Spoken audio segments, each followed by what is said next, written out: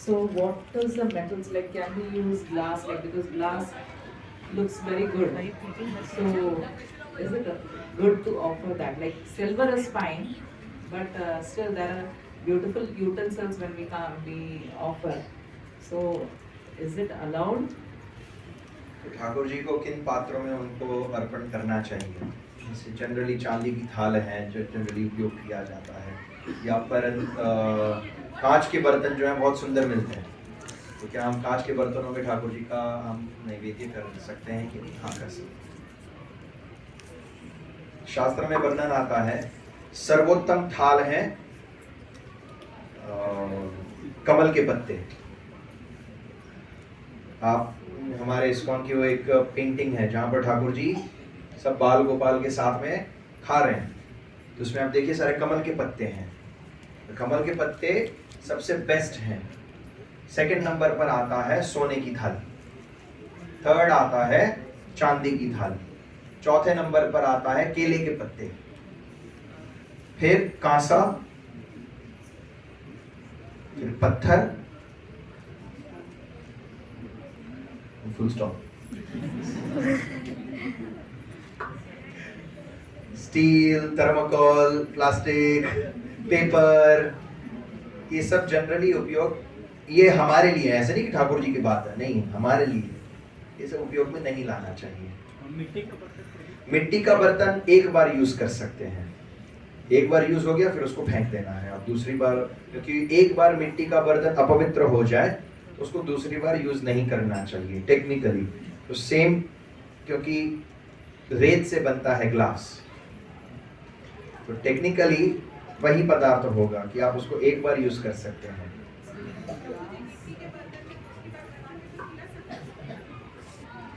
नहीं, मिट्टी के बर्तन आपने एक बार अर्पण कर दिया फिर उसको दूसरी बार अर्पण नहीं किया जाता। आप दूसरी बार सेम मिट्टी को नहीं बना सकते। कुकिंग के लिए आपने किया है मिट्टी के बर्तन में रसोई माता जी?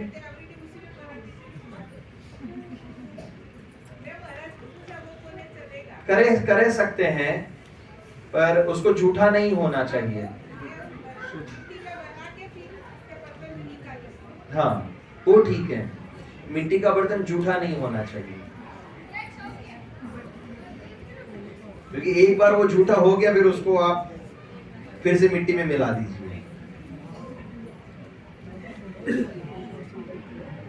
और कोई प्रश्न है? Put your hand up somewhere. Yes. Little loud, please.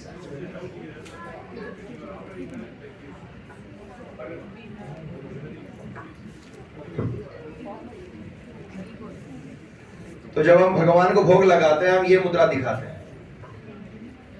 Actually sorry, पर ये कोई मुद्रा नहीं है।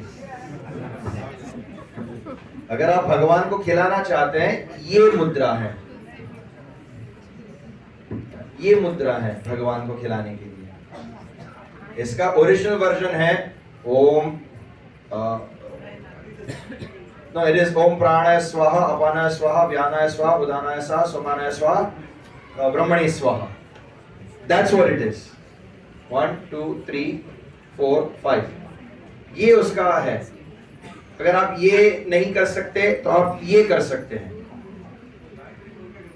हाँ, पर ये ऐसे कोई मुद्रा नहीं है, ये है आपका बायां हाथ जो है आपके मुंह के ऊपर, क्योंकि आप बोल रहे हो प्राणाय स्वाहा, ओम अपानाय स्वाहा, ओम ज्ञानाय स्वाहा, तो आपका मुंह से जो हवा है, धूक है, वो ठाकुर जी के भोग में न गिरे, इसलिए आपको मुंह ढक करके ये एक मुद्रा है, ये आप कर सकते हैं।